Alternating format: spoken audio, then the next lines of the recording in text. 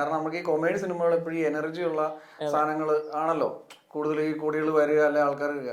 അവിടെ നമുക്ക് ഈ ഇൻഡസ്ട്രിയിൽ ഇപ്പൊ നമ്മൾ ഈ പറഞ്ഞ നമുക്ക് 100 കോടി കിട്ടിയ പടങ്ങളുണ്ടല്ലോ, ആവേശം, വർഷങ്ങൾക്ക് ശേഷം, മഞ്ഞുവൽ ബോയ്സ്, ഈ പറഞ്ഞ പടങ്ങളെല്ലാം ഈ പറഞ്ഞ നമുക്കൊരു എനർജി സിനിമ.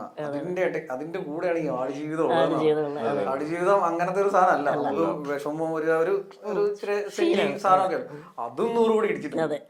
അത് ആൾക്കാർക്ക് അത് എന്താന്ന് അറിയാം, അതിൽ കാണാൻ പോയ ആൾക്കാർ. പക്ഷെ 100 കോടി ഒരു പടം അടിക്കുമ്പം അത് അതിന് കിട്ടിയ ഓഡിയൻസ് എല്ലാരും ബുക്ക് വായിച്ചവരൊന്നും ആയിരിക്കില്ല. ബുക്ക് വായിച്ചിട്ടില്ല. പക്ഷെ എനിക്ക് ആ ഫിലിമിൻ എന്താണോ ഞാൻ പ്രതീക്ഷയിൽ അപ്പുറം എനിക്ക് പടം കിട്ടി. ഒരു ക്വാളിറ്റിയിൽ ഒരു കോംപ്രമൈസ് ഒന്നും ഉണ്ടായിരുന്നില്ല. ആ പെയിൻ എന്നുള്ളത് അത് ആ പടത്തിലുണ്ടായിരുന്നു. ആ ഒരു സ്ട്രഗിള് അവന്റെ ഈ 100 കോടി അടിക്കുന്ന ഭയങ്കര മറ്റേ ഇടിച്ചൂത്തി ആൾക്കാർ അടിക്കുന്ന പടം എന്ന് പറഞ്ഞാൽ എപ്പോഴും ഭയങ്കര സീൻ ബൈ സീൻ ഇങ്ങനെ എന്റർടൈൻ ചെയ്തോണ്ടിരിക്കും.